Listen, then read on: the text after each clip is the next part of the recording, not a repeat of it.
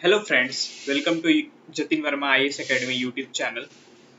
जैसा कि आपको पता है, पीआईबी कंपाइलेशन सीरीज कंटिन्यू कर रहे हैं हम लोग और ये उसी सीरीज का पार्ट 6 है, जिस पार्ट 6 सेशन पे आज हम लोग बात करेंगे। ठीक है, आज हम लोगों ने फिर से टोटल 5 टॉपिक को सिलेक्ट किया है। सबसे पहले तो यहाँ पे मैं आप लोगों को बता दूँ कि कुछ कमेंट्स हैं जिसमें आप लोगों ने पूछा है कि क्या ये सीरीज कंटिन्यू रहेगा। ये सीरीज बिल्कुल कंटिन्यू रहेगा और जो टॉपिक्स पिक किए जा रहे हैं वो जनवरी, फेब, मार्च, अप्रैल, मई इनको लेकर के जा रहे हैं। इसका मतलब है कि जनवरी से कंप्लीट किया जाएगा, जो भी इंपॉर्टेंट टॉपिक है उनको पिक किया जा रहा है और वहाँ से उस टॉपिक को लिया जा रहा है। ठीक है, तो आप इसके लिए बिल्कुल भी परेशान ना हो कि ये आपका जनवरी से कंप्लीट नहीं होगा। आपका हर टॉपिक जनवरी से जो कंटिन्यू अभी चलता रहेगा वो सारा टॉपिक कंप्लीट कर दिया जाएगा। अभी क्योंकि ये रेगुलर बेसिस पे आ रहा है तो टोटल 5 टॉपिक है। जैसे ही ये फिर मंथ के साथ कंटेम्प्रेरी हो जाएगा, यानी मई में आ जाएंगे हम लोग, तो फिर ये ऑल्टरनेट डे पे आने लगेगा या फिर वीकली आने लगेगा। ठीक है, क्योंकि जनवरी, फेब, मार्च, अप्रैल को भी कंप्लीट करना है, इसलिए ये रेगुलर बेसिस पे आ रहा है। तो कुछ टॉपिक्स उधर के भी होते हैं पीछे के, कुछ टॉपिक्स अभी के, तो उसको मिक्स करके इस सीरीज को हम लोग कंप्लीट कर लेंगे जल्दी से। ठीक है, आगे चलते हैं। आज हम लोगों ने कौन कौन सी टॉपिक को ऐड किया है उस पर बात करते हैं। सबसे पहले तो आप लोग जान लें कि आप जो हमारे यूट्यूब चैनल पे, Jatin Verma IAS academy YouTube channel पे जो भी वीडियोस देख रहे हैं उसके पीडीएफ को अगर आप डाउनलोड करना चाहते हैं तो www.jatinvarma.org पर जाकर खुद को रजिस्टर करें। रजिस्टर करने के बाद खुद को लॉगिन करें। जब आप लॉगिन करते हैं तो डाउनलोड के सेक्शन में जाकर आप एक अदर्स ऑप्शन को सिलेक्ट करें। अदर्स का एक डाउनलोड के सेक्शन, डाउनलोड के डाउन एरो की को सेलेक्ट करेंगे तो अदर्स का एक ऑप्शन आएगा।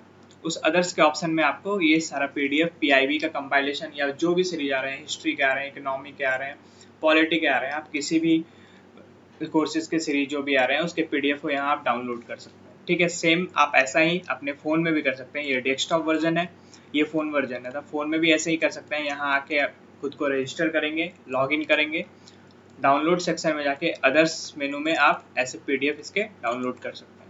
ठीक है, आगे चलते हैं, बात करते हैं आज कौन कौन से टॉपिक को सिलेक्ट किया है हम लोगों ने। तो पहला टॉपिक है, जैसा कि आपको पता है, national commission for homeopathy bill 2019 को पास किया गया है। फिर medical termination of pregnancy bill 2020 इसको भी पास किया है राज्यसभा ने।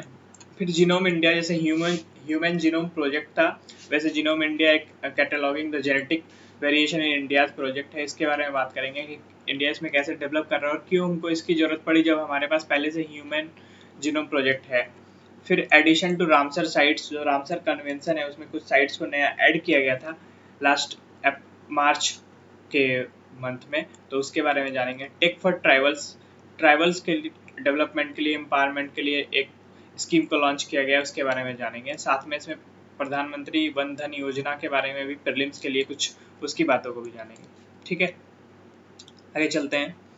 जैसा कि आपको पता है कि Jatin Verma sir Unacademy plus पर क्लास लेते हैं, तो आप जतिन वर्मा सर के कोर्सेज को ज्वाइन कर सकते हैं। उनके द्वारा Indian economy for UPSC CSE for prelims and mains both दोनों के लिए ले आता है। Indian polity and governance, current affairs round up 365, GS mains paper 3 का जो पार्ट है डिजास्टर मैनेजमेंट, या जीएस मेंस पेपर 4 में एथिक्स है, इंटीग्रिटी है, एप्टीट्यूड है।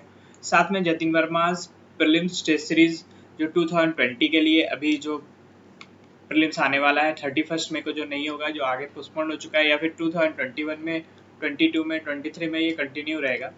ठीक है, आप अगर ये कोर्सेज ज्वाइन करना चाहते हैं तो आप इस रेफरल कोड का इस्तेमाल कर सकते हैं, जतिन YT71।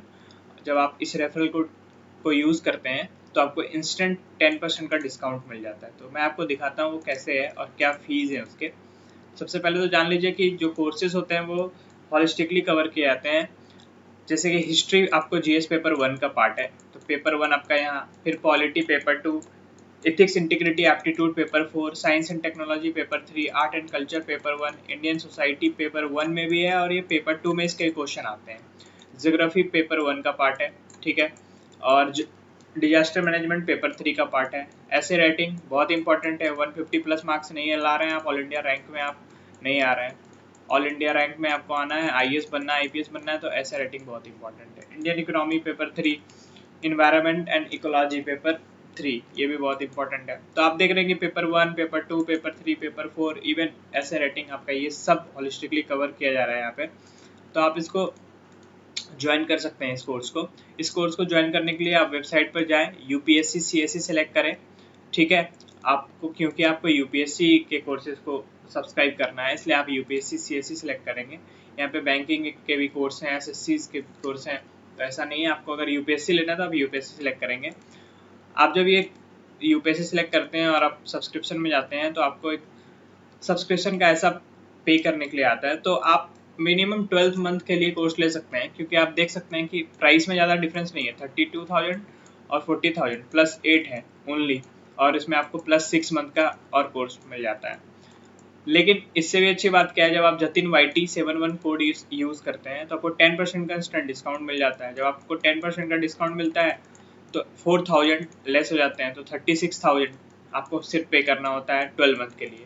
इसका मतलब है 32 में प्लस 4 ओनली, प्लस 4,000 पे करते हैं तो आपको 36 मंथ का एक्स्ट्रा कोर्स मिलता है। तो अच्छा डील है ये, बिग डील जो आपका फ्लिपकार्ट पे आता है, फ्लिपकार्ट बिग डील, अनअकैडमी में बिग डील है ये, ठीक है। सबसे अच्छी बात है, आप जब ये कोर्स लेते हैं तो ऐसा नहीं है सिर्फ जतिन वर्मा सर को के कोर्सेज को आप देख सकते हैं या उसी का एडवांटेज ले सकते हैं। आप किसी भी जो टॉप एडुकेटर हैं उनके कोर्सेज को देख सकते हैं और वहाँ से आप क्लासेस ज्वाइन ले सकते हैं। ये जतिन वर्मा सर का प्रोफाइल है, आप सर को क्वाइन डेडिकेट कर सकते हैं, सर को फॉलो कर सकते हैं। सबसे अच्छी बात यह है कि आपको आप जब अनअकैडमी प्लस ज्वाइन करते हैं तो मुझे नहीं लगता कि आपको जतिन वर्मा सर के अलावा भी किसी और टॉप एडुकेटर के कोर्सेज को देखना पड़ेगा, क्योंकि जतिन वर्मा सर ही हॉलिस्टिकली हर जो paper 1, paper 2, paper 3, paper 4, event test है या फिर आपका ऐसे राइटिंग है, सबको कवर करते हैं। तो मैं तो आपको रिकमेंड करूँगा आप बिल्कुल इस कोर्स को लें, ठीक है। अदर कोर्सेज भी है जतिन वर्मा सर के द्वारा, जैसे गवर्नेंस कोर्स है फॉर यूपीएससी के लिए, internal security and disaster management जो मैंने आपको बताया, फिर इंटरनेशनल रिलेशन जो कि बहुत इंपॉर्टेंट पार्ट है। इंटरनेशनल रिलेशन इसलिए इंपॉर्टेंट है कि ये आपके मेंस को भी कवर करेगा, साथ में इंटरव्यू में भी इससे काफ़ी क्वेश्चन होते हैं, ठीक है। फिर courses on social issues, quarterly current affair round up current affair तो कितना इंपॉर्टेंट है आप समझ सकते हैं। 2019 में 22 क्वेश्चन आए इसे, इट मीन्स 44 मार्क्स का क्वेश्चन इसी से आया है। तो 1/4 क्वेश्चन आपका करंट अफेयर से ही होता है, 1/4 मार्क्स का क्वेश्चन आपके करंट अफेयर से ही होता है आपके एग्जाम में। तो करंट अफेयर राउंड अप बहुत इंपॉर्टेंट है, जो कि Jatin Verma sir every year लेकर आते हैं। आप Bible of the Indian polity for UPSC CSC aspirant आप किसी भी टॉपर के टॉप को सुनिए तो आप वो बताएंगे कि उन्होंने पॉलिटी के लिए लक्ष्मीकांत ही पढ़ा है, उसके अलावा कुछ नहीं, या फिर एनसीईआरटी के साथ लक्ष्मीकांत पढ़ा है। तो जतिन वर्मा सर इसको भी कंप्लीट कर रहे हैं, facts with analysis. Jatin Verma sir का काफ़ी इनपुट रहेगा इसमें, ऐसा नहीं सिर्फ बुक की रीडिंग होगी। इसमें सेकेंड ARC रिपोर्ट को भी कवर किया जाएगा, जो उसका रिलेवेंट टॉपिक है, रिलेवेंट पार्ट है। सरकारी या कमीशन रिपोर्ट, पूंजी कमीशन रिपोर्ट, सुप्रीम कोर्ट की जजमेंट या फिर हाई कोर्ट की जजमेंट जो है उनको भी इसमें ऐड किया जाएगा, जो हमारे यूपीएससी सिलेबस से रिलेवेंट है, ठीक है। तो हॉलिस्टिकली कवर किया जाएगा आपके पॉलिटी पार्ट को। तो ऐसा नहीं होगा कि पॉलिटी करने के बाद आपका कोई पॉलिटी का क्वेश्चन छूटे एग्जाम में, ठीक है। आगे Indian economy related current affair, Indian polity related current affair, social issues, international relation, environment and ecology, science tech. इसको क्या किया गया, सब्जेक्ट वाइज करंट अफेयर को कवर किया जा रहा है, ताकि आपके लिए ये बल्क ना हो और आसानी से आप इसको पढ़ सके और आपके पास एक नोट्स हो एवरी सब्जेक्ट का, ठीक है, फॉर करंट अफेयर, ठीक है। आगे चलते हैं और अपने कोर्स आज के सेशन को स्टार्ट करते हैं। एक बात बता दूं मैं आपको, जेवीज आर्टिकुलेट मैगजीन, अगर आप मैगजीन के लिए परेशान हैं कि मैगजीन कौन सा लेना चाहिए, कौन सा पढ़ना चाहिए, तो मैं आपको रिकमेंड करूंगा जेवीज articulate an initiative by Unacademy. इस मैगजीन को पढ़े। सबसे अच्छी बात है कि इसके एडिटर आपके जतिन वर्मा सर ही है, तो आपको जतिन वर्मा सर का ही कंटेंट ऑथेंटिक रूप में मैगजीन में मिल जाता है करंट अफेयर का, तो आपको नोट्स बनाने की जरूरत भी नहीं पड़ती। आप जेवीज आर्टिकुलेट मैगजीन को यूज़ कर सकते हैं अपने हॉलिस्टिक प्रिपरेशन के लिए, यूपीएससी सीएससी के लिए, ठीक है।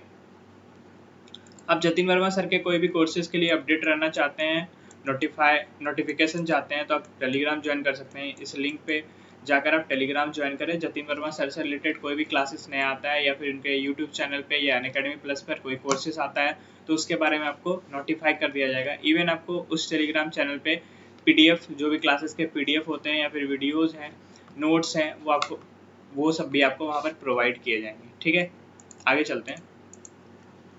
हमारा आज का पहला टॉपिक है national commission for homeopathy bill 2019। Rajya Sabha ने क्या किया है, इस बिल को पास कर दिया है to develop and streamline the usage of homoeopathy in the country. Homoeopathy के यूसेज को लियो, होम्योपैथी काफ़ी, जो होम्योपैथी का एक सेक्टर है हमारे कंट्री में, वो काफ़ी डेवलप्ड है। मतलब आप अपने घर में देखो, जो आपके ओल्ड जनरेशन के लोग होंगे वो आपको काफ़ी रिकमेंड करते होंगे कि एलोपैथी से बेहतर है कि आप होम्योपैथी में ट्रीटमेंट कराएं, क्योंकि होम्योपैथिक जो होता है वो ऑथेंटिक ट्रीटमेंट है। सबसे अच्छी बात है, थोड़ा लेट है लेकिन ये ऑथेंटिक ट्रीटमेंट होता है और इसके कोई साइड इफेक्ट नहीं होते। होम्योपैथी की सबसे अच्छी बात है। तो इसको डेवलप करने के लिए और इसके यूसेज को बढ़ाने के लिए ऐसा एक बिल लाया गया, national commission for homeopathy bill 2019। तो इसको पास कर दिया राज्यसभा ने। की फीचर क्या है, तो constitution of national commission for homoeopathy. इसके लिए सबसे पहले नेशनल कमीशन ऑफ होम्योपैथी को स्टैब्लिश किया जाएगा। ठीक है, the bill seeks to repeal the homoeopathy central council act 1973। जो 1973 का बिल है होम्योपैथी सेंट्रल काउंसिल एक्ट, उसको सबसे पहले तो रिपील करता है and aims to provide availability of adequate and high quality homoeopathic medical professional. तो क्या है कि होम्योपैथिक मेडिकल प्रोफेशनल की कमी है, तो उसको एडिक्वेट रूप से उपलब्ध कराएगा, पूरा करेगा, और हाई क्वालिटी, यानी कि एम इस बिल का क्या है कि जो होम्योपैथी सेंट्रल काउंसिल एक्ट है उसको हटा दिया जाएगा। और जो नेक्स्ट है क्या है, जो प्रोवाइड क्या करेगा ये, तो ये होम्योपैथिक मेडिकल प्रोफेशनल प्रोवाइड करता है। ठीक है, कंट्री में करेगा। The bill sets up national commission for homeopathy. Bill क्या सेट करेगा, national commission for homeopathy which will consist of 20 member, जिसमें 20 मेंबर होंगे, अपॉइंटेड बाय सेंट्रल गवर्नमेंट, जो कि सेंट्रल गवर्नमेंट के द्वारा अपॉइंट किए जाएंगे। ठीक है, फंक्शन क्या होगा एनसीएच का, नेशनल कमीशन फॉर होम्योपैथी का, framing policies for regulating medical institution and homeopathic medical professional. Policy को फ्रेम करना मेडिकल इंस्टीट्यूट को रेगुलेट करने के लिए या फिर होम्योपैथिक मेडिकल प्रोफेशनल को रेगुलेट करने के लिए। Assessing the requirements of health care related human resources and infrastructure. जो health care related human resource है या इंफ्रास्ट्रक्चर है, उसके रिक्वायरमेंट को असेस्ट करना कि कहाँ पे कैसा इंफ्रास्ट्रक्चर चाहिए और कितने ह्यूमन रिसोर्सेज की ज़रूरत है और कहाँ पे मेडिकल प्रोफेशनल चाहिए, तो ये हर चीज़ों पे को असेस करना। Ensuring compliance bye the state medical council, जो स्टेट मेडिकल काउंसिल होगा होम्योपैथी का, of the regulation made under bill, तो उसके साथ कंप्लायंस रखेगा, ये इंश्योर करेगा। Ensuring coordination among the autonomous boards setup under the bill. और इस बिल के अंदर जो ऑटोनोमस बोर्ड है, कौन सा ऑटोनोमस बोर्ड्स है, उसको अभी यहाँ से पढ़ेंगे हम लोग। तो इसको भी इसके बीच में कोऑर्डिनेशन बना के रखेगा। पहला ऑटोनोमस बोर्ड जो बोर्ड है वो है होम्योपैथी एजुकेशन बोर्ड। क्या करेगा ये, तो it will be responsible for formulating standards, curriculum, guidelines for setting up of medical institution and granting recognition to medical qualification at the undergraduate and post graduate level respectively। ये एक education board है, इसकी जो responsibility है वो क्या करना है, एक स्टैंडर्ड फॉर्मुलेट करना, करिकुलम या गाइडलाइंस, किस लिए, तो मेडिकल इंस्टीट्यूट को सेट करने के लिए और उसको रिकॉग्नाइज करने के लिए, to medical qualification at undergraduate and postgraduate, undergraduate और पोस्ट ग्रेजुएट लेवल पे। ठीक है ना, आगे चलते हैं। दूसरा ऑटोनोमस बोर्ड है medical assessment and rating board for homoeopathy. It determines the process of rating and assessment of medical institution and has the power to levy monetary penalties on institution which fail to maintain the minimum standards। क्या बोल रहा है कि ये determine करेगा the process of rating and assessment, उस process और rating and assessment के प्रोसेस को, मेडिकल इंस्टीट्यूशन के रेटिंग और असेसमेंट के प्रोसेस को, और उसको पावर देता है, ठीक है ना, टू लेवाई मॉनेटरी पेनाल्टीज, ताकि वो मॉनेटरी, ऐसा पावर है कि मॉनेटरी पेनाल्टीज भी लगा सकता है वो उस इंस्टीट्यूशन पे, अगर वो एक मिनिमम स्टैंडर्ड को, कोई मेडिकल इंस्टीट्यूशन है उसका क्या प्रोसेस है, जो रेटिंग और असेसमेंट का प्रोसेस उस मेडिकल इंस्टीट्यूशन के, और अगर वो उसको मेंटेन करने में, उस मिनिमम स्टैंडर्ड को मेंटेन करने में फेल रहता है, तो उस पर मॉनेटरी पेनाल्टीज भी है। ठीक है, ऐसा नहीं कि आपको सो कॉल नोटिस भेज दिया जाए, सिर्फ ऐसा नहीं, इवन आपके ऊपर मॉनेटरी पेनल्टीज भी लगाया जाएगा कि आप कुछ पैसे आपको ऊपर फाइन लगा दिया जाएगा कि 5 लाख 10 लाख 2 लाख जो भी है उसके अकॉर्डिंग, ठीक है ना, वो ऑटोनोमस बोर्ड करेगी। ऐसा यहाँ पे मेंशन नहीं है स्पेसिफिक कि कितने फाइन होंगे, लेकिन मॉनेटरी पेनल्टीज भी लगाया जाएगा। Board of ethics and medical registration for homeopathy, तीसरा ऑटोनोमस बोर्ड है board of ethics and medical registration for homeopathy. It will maintain, ये क्या करेगा, ये मेंटेन करेगा एक national register of all licensed homoeopathic medical practitioner. जो होम्योपैथिक मेडिकल के प्रैक्टिशनर हैं उनके रजिस्टर को मेंटेन, एक नेशनल रजिस्टर बनाएगा and regulate their professional conduct, और उनका जो प्रोफेशनल कंडक्ट है उसको भी रेगुलेट करेगा कि वो कैसे काम करते हैं। ओनली दोज मेडिकल प्रैक्टिशनर, सिर्फ वही मेडिकल प्रैक्टिशनर इंक्लूड किए जाएंगे इस रजिस्टर में, will be allowed to practise homoeopathic, जो इस रजिस्टर में इंक्लूड किए जाएंगे इस नेशनल रजिस्टर में, लाइसेंस्ड होम्योपैथिक मेडिकल प्रैक्टिशनर के नेशनल रजिस्टर में, उन्हीं को अलाउ किया जाएगा प्रैक्टिस होम्योपैथिक मेडिसिन, वही होम्योपैथिक मेडिसिन को प्रैक्टिस कर, कहने का मतलब वही रिकमेंड कर सकते हैं, वही पेशेंट को दे सकते हैं। कोई भी ऐसा नहीं, कोई भी मेडिकल या कोई भी अपना क्लिनिक ओपन करके होम्योपैथिक को दे रहा होगा किसी को। तो एक अच्छी बात है, अच्छे से रेगुलेट किया जाएगा, स्टैंडर्ड मेंटेन किया जाएगा इस ऑटोनोमस बोर्ड के एस्टेब्लिशमेंट के बाद। Advisory council for homeopathy, the council will be the primary platform, जो काउंसिल होगा वो प्राइमरी प्लेटफॉर्म होगा through which the states union territory can put fourth their views and concerns before the national commission for homeopathy. जो council है वो primary platform है, ठीक है। ये एडवाइजरी काउंसिल फॉर होम्योपैथी, ये काउंसिल प्राइमरी प्लेटफॉर्म होगा थ्रू विच, जिसके द्वारा स्टेट और union territory can put fourth their views, अपने व्यूज और कंसर्न्स को नेशनल कमीशन फॉर होम्योपैथी के सामने रख सकेंगे। अब कुछ प्रॉब्लम्स भी आएंगे, इश्यूज आएंगे, कंसर्न्स आएंगे, या फिर कोई नया आइडिया आता है, कोई एडवाइस सजेशंस, तो इस एडवाइजरी काउंसिल में वो रख सकते हैं, ठीक है ना। Further the council will advise the national commission for homoeopathy on measures to determine and maintain minimum standards for medical education. इसके बाद क्या है कि जो काउंसिल एडवाइस करेगा, नेशनल कमीशन किसको एडवाइस करेगा, तो नेशनल कमीशन फॉर होम्योपैथी को एडवाइस करेगा on measures to determine and maintain minimum standard, कि आप क्या मेजर लें कि जो मिनिमम स्टैंडर्ड है वो मेंटेन हो सके मेडिकल एजुकेशन के लिए, ठीक है। फिर है entrance examination, there will be a uniform national eligibility cum entrance test, इसको NEET है ना, NEET, and an exit test for undergraduate homoeopathy education in all medical institution regulated by the bill. तो कौन regulate करेगा entrance exam को, तो यही bill जो आया गया है इसी के द्वारा इसको रेगुलेट किया जाएगा। National eligibility cum entrance test और एक एग्जिट टेस्ट होगा for undergraduate homoeopathy education.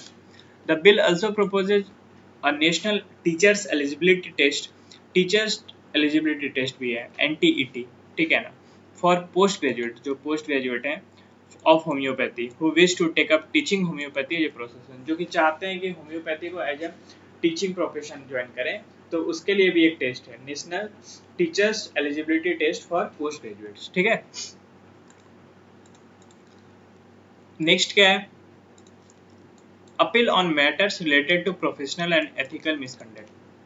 अगर अपील करना है, if the medical practitioner is aggrieved by the decision of the board of ethics and medical registration for homeopathy, अगर कोई medical practitioner है वो अग्रीव्ड, वो जो डिसीजन लिया गया है एथिक्स और and medical board of ethics and medical registration for homeopathy के द्वारा, ही कैन अप्रोच, अगर वो उससे अग्रीव्ड है, अगर वो चाहते हैं कि इसके नहीं ये उन सेटिस्फाई नहीं कर रहा, वो अपील करना चाहते हैं, he can approach the national commission for homoeopathy, वो जा सकते हैं national commission for homoeopathy to appeal against the decision, जो डिसीजन उनको मिला है उस board of ethics and medical registration के द्वारा और उसे संतुष्ट नहीं है, सेटिस्फाई नहीं है, तो उसके खिलाफ वो कहाँ जा सकते हैं, नेशनल कमीशन फॉर होम्योपैथी में अपील कर सकते हैं। Appeal of the decision of the NCH live with the central government, और जो अपील है वो सीधे सेंट्रल गवर्नमेंट के ऊपर लाइव करता है, ठीक है। Ensuring affordable health care services to all, तो ये बिल इसलिए लाया गया है कि एडिक्वेट एंड, अभी बताया मैंने आपको, medical professional across the country, promote availability of quality and affordable medical education and services, enable transparent assessment of medical institution and enforce high ethical standards. तो ये भी है, जैसा हम लोगों को मिलता है, ऐसे न्यूज़ मिलते हैं कि अभी हाल में ही एक दो दिन पहले की न्यूज़ है कि एक दो दिन पहले तो नहीं बोलूँगा मैं, लगभग 1 मंथ पहले की न्यूज़ है। बिहार का एक न्यूज़ है कि वहाँ पर एक बच्चे की मौत हो गई थी और डॉक्टर ने किसी डिस्ट्रिक्ट से उसको पटना रेफर किया था, लेकिन एडमिनिस्ट्रेशन ने एम्बुलेंस प्रोवाइड ही नहीं, अवेलेबल ही नहीं कर पाए उनके लिए, और जिसकी वजह से उनके जो लोग थे, जिनके बच्चे थे, जो पेरेंट्स थे, वो गोद में उठाकर अपने उसको पैदल ही पटना की तरफ जा रहे थे कि पटना ले जाना है इसको। तो ये मतलब बहुत पैथेटिक है, सुनकर अच्छा नहीं लगता। तो ज़रूरी है इस तरह के बिल और इस तरह के इनिशिएटिव को लाना, ताकि जो एक मेडिकल इंफ्रास्ट्रक्चर है वो डेवलप हो सके, और जो एक इथिकल स्टैंडर्ड है वो मेंटेन हो सके हमारी कंट्री में, अक्रॉस द कंट्री। ठीक है, इसमें एक क्वेश्चन आता है कि आप मुझे बताएंगे कि इंडिया में डॉक्टर और पीपल रेशियो क्या है, डॉक्टर और पेशेंट रेशियो क्या है हमारे देश में। ठीक है, उसके बारे में आप कमेंट में लिख के मुझे बताएंगे कि डॉक्टर पेशेंट रेशियो क्या है हमारे कंट्री में। ठीक है,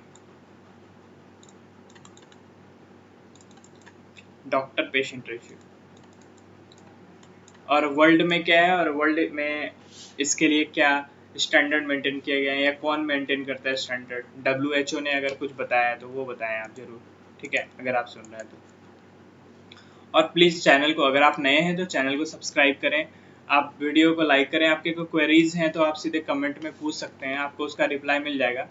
हो सकता है कि रिप्लाई में 1-2 दिन का टाइम लगे, टीम होती है, तो आप इस बात के लिए तो निश्चिंत रहें बिल्कुल कि सर्टेनली आपको रिप्लाई मिलेगा। लेकिन आपको अगर कोई क्वेरी होता है, आपको कुछ पूछना है, तो आप बिल्कुल कमेंट में पूछ सकते हैं, या कोई क्वेश्चन है इससे रिलेटेड, PIB से रिलेटेड।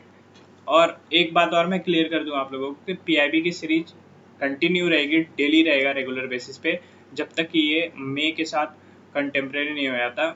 ऐसा जब हम लोग एकदम पास नहीं आते, ऐसा अभी जनवरी से इसको कंप्लीट किया गया, स्टार्ट किया गया, सॉरी।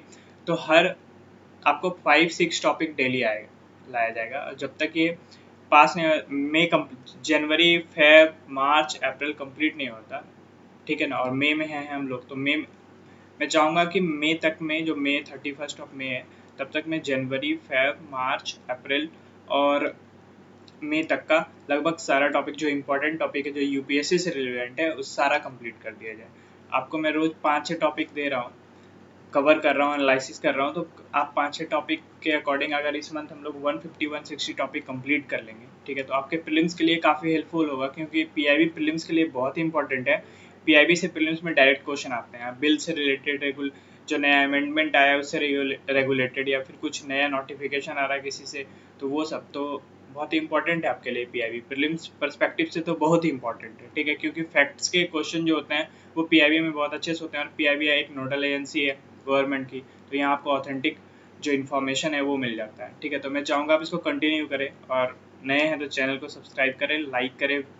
ठीक है, और कमेंट में क्वेरीज आपके जो भी है आप वो डाल सकते हैं। ठीक है, आगे चलते हैं। नेक्स्ट टॉपिक हमारा है medical termination of pregnancy. Pregnancy को कब टर्मिनेट किया जाता है, उसके लिए एक अमेंडमेंट बिल आया जो 1971 का पहले एक्ट था हमारे पास।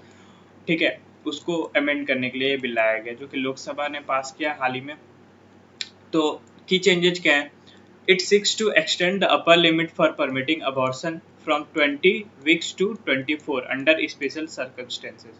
इसने क्या किया, अपर लिमिट जो अबॉर्शन का लिमिट है उसको बढ़ा करके 20 से 24 वीक कर दिया है। कुछ स्पेशल सर्कमस्टेंसेस भी हैं, उसके बारे में भी जानेंगे, और इससे रिलेटेड इश्यूज क्या हैं कि ऐसा बढ़ाने से प्रॉब्लम क्या आएगी, उसके बारे में भी जानेंगे। The special categories for women include rape survivor, victims of incest, the special categories of women include rape survivor, victims of incest, and the differently abled and minors. तो जो स्पेशल सर्कमस्टेंसेज हैं उसमें स्पेशल कैटेगरीज ऑफ वुमेन किसको रखा गया है, तो rape survivor को, या फिर विक्टिम्स ऑफ इंसेस्ट को, या डिफरेंशियबली एबल हैं उनको। ठीक है ना, जिसको हमारे प्रधानमंत्री जी दिव्यांग बोलते हैं। माइनर्स को, आप मेट्रो में ट्रैवल कर रहे होंगे दिल्ली में, तो आपको जो दिव्यांग हिंदी में लिखा मिलता होगा, दिव्यांग, या फिर डिफरेंशियली एबल्ड इंग्लिश में, ठीक है ना। The bill proposes requirement of opinion of one registered medical practitioner. तो बिल क्या प्रपोज करता है, तो requirement of opinion of one registered medical practitioner for termination of pregnancy up to 20 weeks of gestation, ठीक है ना। Next,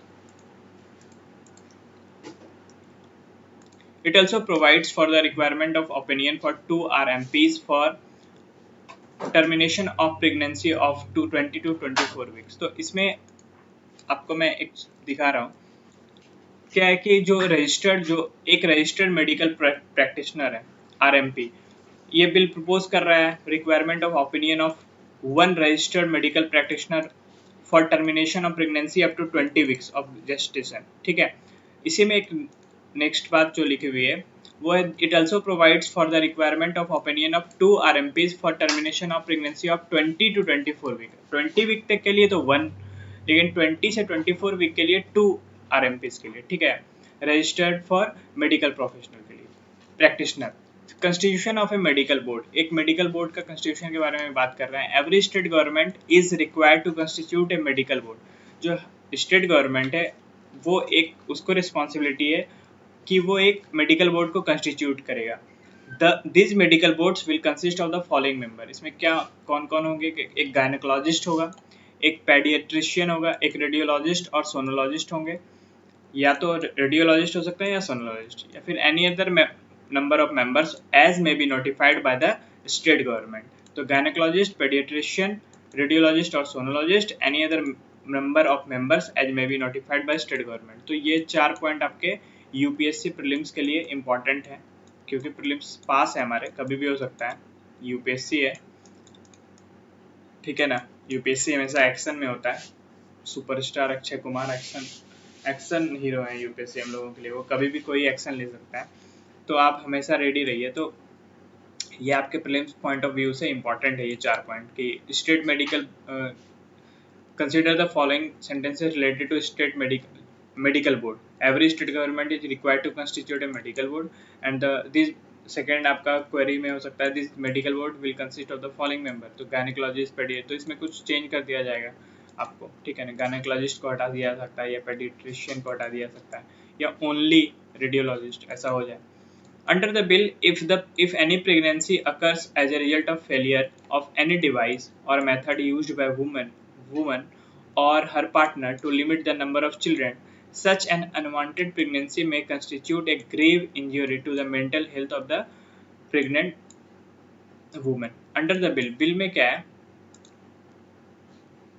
If any pregnancy occurs as a result of failure, कोई pregnancy उस फेलियर हो जाता है ऑफ एनी डिवाइस, किसी device का, और मेथड यूज करने, अगर कोई वुमन यूज करती है, कुछ बार प्रेगनेंसी फेलियर हो जाता है ऑफ हर पार्टनर, या वुमन कर रही है उसका पार्टनर कर रहा है, to limit the number of children, ताकि वो चाहते हैं कि 2 ही बच्चे हो या फिर एक ही हो या नहीं हो।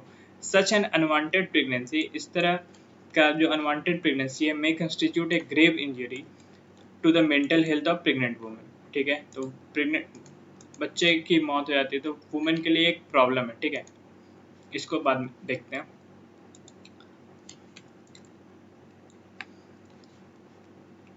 डिफरेंस है, इसको देख लेते हैं। MTP act 1971, MTP act 2020। One registered and recognised medical practitioner in opinion to terminate the pregnancy along with the consent of the mother is required to terminate the pregnancy till 12th week। ऐसा पहले था, लेकिन अब क्या है, one registered and recognised medical practitioner in opinion to terminate the pregnancy along with the consent of the mother is required to terminate the pregnancy till 20th week। तो पहले ये 12 वीक तक था, अब ये 20th वीक तक है, ठीक है। 2 or more registered and recognized medical practitioner, 2 या 2 से अधिक रजिस्टर्ड या recognised medical practitioner in opinion to terminate, अगर वो टर्मिनेट करना चाहते हैं, करते हैं, pregnancy along with the consent of the mother is required to terminate the pregnancy 12th to 20th week in case of vulnerable women। अब क्या है, अब इसको 20th से 24th week तक कर दिया गया है। It does not mention clearly about the confidentiality and privacy of the woman and of the case, यानी confidential है या प्राइवेट है, ये मेंशन नहीं करता कि आपकी जो लेकिन ये जो अमेंडमेंट नया आया है ये एम्फसाइज करता है to protect the women's privacy and confidentiality. तो कॉन्फिडेंशियल रहेगा और प्राइवेट रहेगा, जो वुमेन की प्राइवेसी है उसको रखा जाएगा। Of the data related to termination of, किस, ये जो आपका जो डेटा है किसके लिए, तो प्रेगनेंसी से रिलेटेड, जो टर्मिनेशन ऑफ प्रेगनेंसी से रिलेटेड है उसको प्राइवेट रखा जाएगा और कॉन्फिडेंशियल रखा जाएगा। तो पहले ऐसा मेंशन नहीं था कि ये प्राइवेट रहेगा और कॉन्फिडेंशियल रहेगा, ठीक है। तो बहुत ज़रूरी भी है, ये होना चाहिए, क्योंकि ये किसी के पर्सनल लाइफ की बात है, तो वो कॉन्फिडेंशियल होना चाहिए, वो उन तक ही रहना चाहिए, वो बाहर नहीं जाना चाहिए, ठीक है ना। इससे मेंटली जो एक डिस्ट्रेस होता है, जो मदर है उनको होगा या फिर उनके फैमिली को होगा, क्योंकि हमारी सोसाइटी में थोड़ा ऐसा प्रॉब्लम है। तो बेहतर है कि इसको कॉन्फिडेंशियल और प्राइवेट ही रखा जाए, ठीक है। Need for overall, the present abortion law which is about 5 decades old, 1971 का है। तो आप समझ सकते हो 5 डिकेड तो हैं ये, ठीक है। 71 से 80, 90, 2000 और अब हम लोग आ गए हैं 2020 में, तो 5 डिकेड्स हो गया है लगभग। Permits abortion up to a maximum fetal gestation period of 20 weeks. In recent years there, क्यों इसका जरूरत पड़ा, तो यही प्रेजेंट एबॉर्शन लॉ जो था वो 5 डिकेड लॉ है, जो कि एबॉर्शन को लगभग up to a maximum fetal gestation period of 20 weeks. In recent year there have been a strong demand भी थे इसके, to raise the fetal gestation period for abortion beyond 20 weeks. 20 weeks से ज़्यादा में भी abortion के लिए अलाउ किया जाए, ऐसा डिमांड आ रहे थे। सिग्निफिकेंस क्या है, the move to amend the MTP act 1971 is a progressive step, एक प्रोग्रेसिव स्टेप है वुमेन के एम्पावरमेंट के लिए। अब उनके ऊपर डोमिनेशन जो है एक बना सोसाइटी का ऐसा ही है, मेन का डोमिनेशन तो है ही, तो एटलीस्ट उनको किसी चीज़ में प्रोग्रेस किया जाए, एम्पावर किया जाए। It will provide greater productive reproductive rights to women as abortion is considered as an important aspect of the reproductive health of women. Abortion से सिर्फ ऐसा नहीं होता कि उनको बहुत अच्छी बात है कि चलो अबॉर्शन करा लिया, उनका जब मन हुआ, अबॉर्शन से उनके हेल्थ को भी काफ़ी इफेक्ट पड़ता है। तो एक ग्रेटर रिप्रोडक्टिव राइट्स देता है वुमेन को, as abortion is considered as important aspect of the reproductive health of women, ठीक है। Death and injuries from unsafe abortion are largely preventable provided services are performed legally by trained practitioner। तो क्या होगा कि जब ये law बन जाता है, अगर लॉ नहीं है तो 20th वीक के बाद छुप के चोरी से या फिर आप डॉक्टर के साथ कॉल्यूजन करके डॉक्टर के साथ आप बातचीत करके आप चुपके से ये अबॉर्शन करा रहे हो, तो वो क्या होता है कि अगर वो अनसेफ है, उसमें डेथ होने के चांस हैं, जो मदर के डेथ होने के चांस है, या फिर इंजरी हो है, फिर अब इंजरीज ऐसा हो रहा है कि मेंटली डिस्ट्रेस हो गई है पूरी लाइफ, तो ये इस लॉ आने से क्या होगा, तो लीगल हो जाएगा और ट्रेंड प्रैक्टिशनर इसको प्रैक्टिस परफॉर्म करेंगे। तो ये एक अच्छी बात है इसमें, इस बिल से, ठीक है। A number of fetus abnormalities are detected after the, जो नंबर ऑफ fetus abnormalities है वो कब डिटेक्ट किया जाता है, तो आफ्टर 20th वीक होता है। तो पहले ये 12th वीक तक था। ऑफन टर्निंग ए वांटेड प्रेगनेंसी इनटू ए अनवांटेड वन, तो वांटेड प्रेगनेंसी जो है वो अनवांटेड वन में टर्न होता है। Usually the fetal anomaly scan is done during the 20th to 21st week of pregnancy. If there is a delay during this scan and it reveals a lethal anomaly in the fetus, 20 weeks period is limiting. This extension would allow termination of pregnancy in case where some anomaly in the fetus is reported after 20 weeks. The law will help the victims, ill and underage women to terminate the unwanted pregnancy lawfully. Significantly, the bill also applies to unmarried women and therefore relaxes one of the regressive clause of 1971 Act, that is, single women could not cite contraceptive failure as a reason for seeking an abortion. तो क्या है, जो unmarried women है, हमारे India में एक sex culture नहीं है, ठीक है, तो ये भी 4 वॉल के अंदर ही है। तो लेकिन अनवांटेड जो अनमैरिड वुमेन है, अगर वो प्रेग्नेंट है, अगर वो चाहती है relaxes one of the regressive clause, जो पहले था कि single women couldn't cite contraceptive failure as a reason for seeking an abortion, तो इसको भी ये अप्लाई करता है, अनमैरिड वुमेन के भी ऊपर अप्लाई होता है, ठीक है। Allowing unmarried women to medically terminate pregnancy and a provision to protect the privacy of the person seeking an abortion will bestow reproductive rights of women। तो reproductive right है women का, वुमेन चाहे तो child born करे, नहीं तो नहीं करे, उनके मन पे है, तो वो एक राइट वुमेन को होना चाहिए, ठीक है। ऐसा राइट उसके फैमिली या सोसाइटी को क्यों दिया जाए कि अगर वो प्रेग्नेंट हो गई है तो फिर उसको चाइल्ड को बॉर्न करना ही चाहिए। तो ये उनका राइट है, उस वुमेन का राइट है, चाहे वो एक बच्चे पैदा करना चाहे या 50 बच्चे पैदा करना चाहे या नहीं करना चाहे, तो ये वुमेन का राइट है, उनके साथ ही रहना चाहिए। तो अनमैरिड वुमेन है, ठीक है, अगर वो जाती है अपने अनमैरिड वुमेन अगर प्रेग्नेंट है, वो चाहती है टर्मिनेट करना उसको, तो बिल्कुल टर्मिनेट कर सकती है। और इस प्रोविजन को भी ऐड किया गया है कि उनके जो उस पर्सन की प्राइवेसी है उसको मेंटेन किया जाएगा, कॉन्फिडेंशियल को मेंटेन किया जाएगा, ठीक है ना। Abortion law across the world को देखते हैं। Abortion law varies across the world. It is learn that around 60 countries prescribe gestational limits. 52% including France, UK, Austria, Ethiopia, Italy, Spain, जो ये कंट्री है। Even Nepal allow for termination beyond 20 weeks. Nepal तक जो है वो हमारे पास में है, हमसे कम डेवलप्ड है, इंडिया से कम डेवलप्ड है, वो 20 वीक्स से अब में on the diagnosis of fetal abnormalities. Some countries go beyond even this limits with law in 23 country. कुछ कंट्री है जो इसके आगे है, ठीक है ना, इस लिमिट के भी आगे है, जैसे Canada, Germany, Vietnam, Denmark.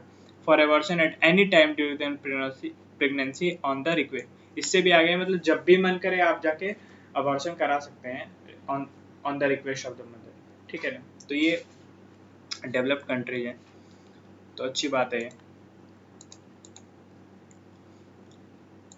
Women empowerment के लिए इशू रिलेटेड अब कुछ इशू तो होंगे, डेमोक्रेटिक कंट्री में हम लोग रहते हैं तो इशू तो हैं, और टेक्निकल इशू क्या है उसके बारे में जानते हैं, ठीक है, पॉलिटिकल इशू नहीं है। एक key aspect of the legality governing abortion has always been the viability of fetus.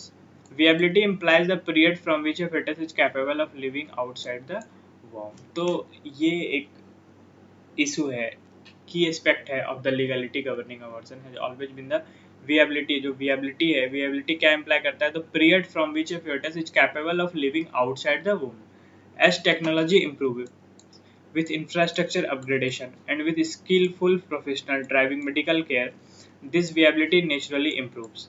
Currently, viability is usually placed at about 7 months, but may occur earlier, even at 24 weeks। तो पहले 28 weeks है कि जो viability है fetus का, वो लगभग 27 months लगता है उसको विएबिलिटी प्लेस होने में। वूम के बाहर जो वो लिविंग कैपेबल ऑफ लिविंग है, जो fetus है, वो विएबिलिटी इम्प्लाइज क्या करता है, जो period from which a fetus is capable of living outside the womb. तो वो जो विएबिलिटी बनने का है वो लगभग कितना है, वो है विएबिलिटी ऑकर होता है लगभग 7 मंथ, बट कभी कभी वो 24 वीक पर भी हो जाता है। तो thus late termination of pregnancy may get in conflict with the viability of the. तो लेट टर्मिनेशन में क्या होगा कि एक जो लिविंग होगा, जो capable of living outside the womb होगा fetus, उसका उस पे एक क्वेश्चन मार्क करता है कि जो लेट टर्मिनेशन होगा प्रेगनेंसी का may get in conflict with the viability of the fetus, ठीक है।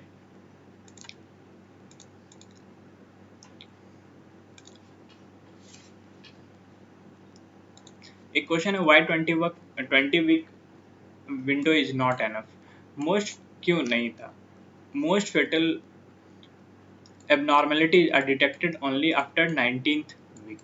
by the time parents decide to abort it is too late। जब वो चाहते हैं तब तक में लेट हो जाता है। many places in India don't have advanced ultrasound and antenatal care है नहीं, क्योंकि इंफ्रास्ट्रक्चर हमारी कंट्री में मेडिकल इंफ्रास्ट्रक्चर उतना डेवलप्ड नहीं है, due to which some abnormalities are detected late. तो क्या होता है कि 19 वीक के बाद तो डिटेक्ट ही होता है, तो इससे क्या होता है, मदर के हेल्थ पे प्रॉब्लम होता है, इवन डेथ भी हो जाते हैं, काफ़ी डेथ के केसेस इससे रिलेटेड आते रहते थे, इसलिए ये डिमांड किया गया। तो ठीक है, व्हाट अदर कंट्री डूज, तो मैंने आपको बताया कि कनाडा, बहुत सारी कंट्री है जो कि कभी भी बोल रही है कि आप अबॉर्शन करा सकते हो जब आपको लग रहा है कि इससे अफेक्ट है आपके हेल्थ, ठीक है।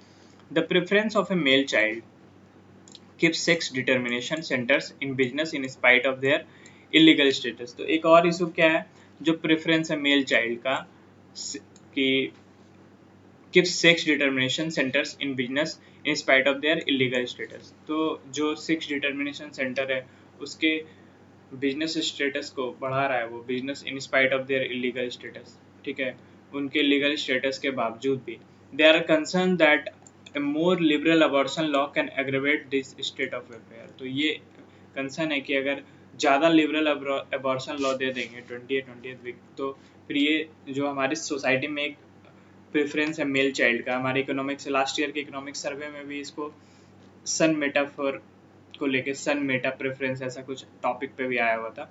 तो जो हमारे सोसाइटी में है कि होता है ना कि मेल चाइल्ड ही चाहिए, ठीक है ना, क्योंकि मतलब आप इसको बोल सकते हैं नैरो माइंडेड थिंकिंग है मेल चाइल्ड के प्रेफरेंस का। और इसकी वजह से क्या होगा, और ये इलीगल स्टेटस है सेक्स डिटरमाइन, आप सेक्स को डिटरमाइन नहीं कर सकते कि आपका जो होने वाला अल्ट्रासाउंड करके ये नहीं बता सकते कि आपका जो होने वाला बच्चा है वो मेल है या फीमेल है। तो इस बिजनेस को थोड़ा सा प्रेफरेंस देगा ये। और एक कंसर्न है कि अगर इतना लिबरल अबॉर्शन लॉ हो जाता है तो ये एग्रेवेट करेगा दिस स्टेट ऑफ फेवर, इस तरह के चीज़ों को, ठीक है। According to 2017 data, 59 countries allowed elective abortion, of which only 7 permitted the procedure after 20 weeks, like Canada, China, Netherlands, North Korea, Singapore, United States and Vietnam। इसके लिए एक प्रैक्टिस मेंस क्वेश्चन मैंने ऐड किया है, तो आप देखें। डिस्कस हाउ, क्योंकि इससे डायरेक्ट क्वेश्चन आ जाते हैं। आपको मैं बताऊं कि 2015 जो बिल है, जो अमेंडमेंट है, उससे डायरेक्ट क्वेश्चन आ जाते हैं। तो 2013 में national policy for cyber security आया और 2015 में उससे रिलेटेड क्वेश्चन आ गए, national policy for cyber security. तो वो क्या है और इसके सिग्निफिकेंट क्या है और इस पॉलिसी से क्या चेंजेस आएंगे। तो आप यहाँ पे जैसे medical termination of pregnancy amendment bill है, तो discuss how medical termination of pregnancy amendment bill 2020 strives to provide reproductive rights to women in India. कैसे स्ट्राइव करता है, जो प्रोवाइड करता है reproductive rights to women in India. तो women empowerment के लिए बहुत जरूरी है। वुमेन को ऐसे भी राइट बहुत कम मिले हुए हैं हमारे कंट्री में, और मिले भी हैं तो वो छीन ही लिए गए हैं। आप जैसे पंचायत में देखते हो, पंचायत के इलेक्शन में आपको मैंने शायद पार्ट 2 या पार्ट 3 में रिकमेंड भी किया था कि पंचायत एक वेब सीरीज आई है अभी अमेजोन प्राइम पे, आप उसको देखिए। तो उससे क्या होगा, आपको पता चलेगा कि कैसे डोमिनेशन है। एक वुमेन को पहले हम लोग पंचायत सरपंच बनाते हैं, फिर जो उनका हस्बैंड होता है सारा काम वो कर रहा होता है, तो सारे राइट्स तो छीन गए जो अधिकार थे उनके पास। तो वहाँ हर जगह अधिकार वुमेन का वो लेस ही कर दिया गया है, रिजर्वेशन भी नहीं है। आप जो मेल और फीमेल का रेशियो हमारे लोकसभा या राज्यसभा में उसको भी देखिए आप, वो बहुत कम है। जो एमपीज है, जो एमएलए हैं, एडमिनिस्ट्रेशन में जो कंट्रीब्यूशन है महिलाओं का वो बहुत ज़्यादा है, लेकिन नंबर्स उनके कम है ना।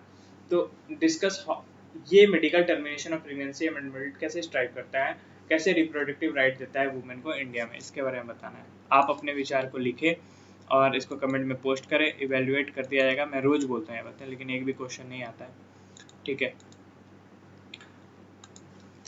Genome India cataloguing of the genetic variation in Indians project. हमारे पास ह्यूमन जीनोम प्रोजेक्ट है, लेकिन उसके अलावा एक जीनोम इंडिया एक प्रोजेक्ट है, ये cataloguing the genetic variation of in Indians project. क्या है ये? तो genome India cataloguing the genetic variation in Indians project has been sanctioned by the Department of Biotechnology for a period of 3 years to 20 institutions from varied disciplines across the country. The whole genome sequencing under Genome India has just started, अभी just start किया गया है whole genome, ठीक है। तो इसके बारे में आज जानते हैं क्या है, क्या सिग्निफिकेंस इसका। The proposed target of whole genome sequencing is to do it for total 10,000 individual representing the country's diverse population in 3 years। तो क्या है ये प्रपोज टारगेट जो है होल जीनोम सीक्वेंसिंग का, वो लगभग 10,000 लोगों पे किया जाएगा जो रिप्रेजेंट करते हैं कंट्रीज के डाइवर्स पॉल्यूशन को इस 3 सालों में, ठीक है।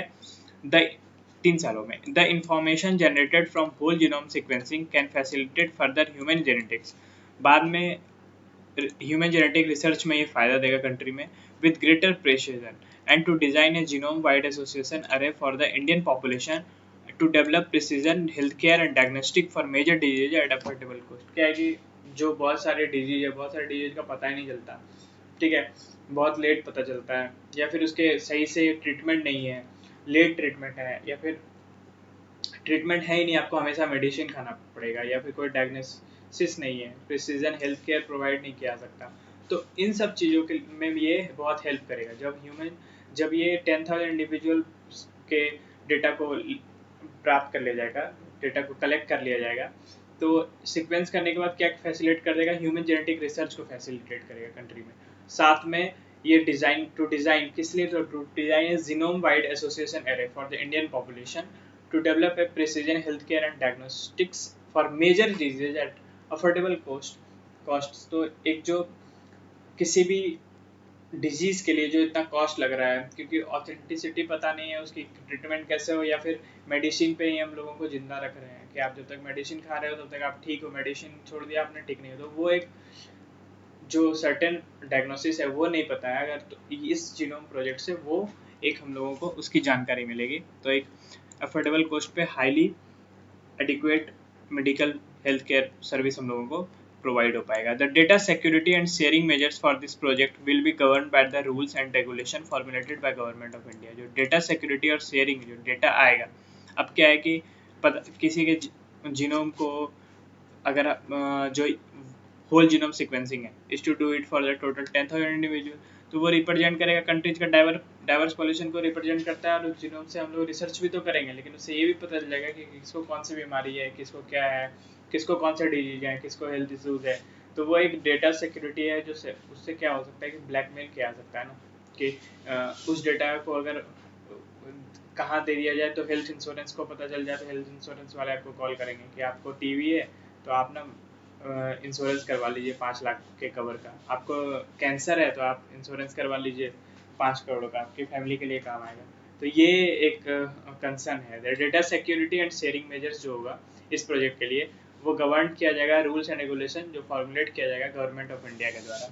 Personal information of all individual consenting to participate in the study is stripped of from any further records in this project. उसको हटा दिया जाएगा, ऐसा नहीं कि उसको जमा करके रखा दिया जाएगा। जो भी 10,000 इंडिविजुअल को ऐड किया जाएगा उनके पर्सनल इन्फॉर्मेशन को, ठीक है ना, जो पार्टिसिपेट करेंगे उसको आगे के रिकॉर्ड के लिए जमा करके नहीं रखा दिया जाएगा, ठीक है।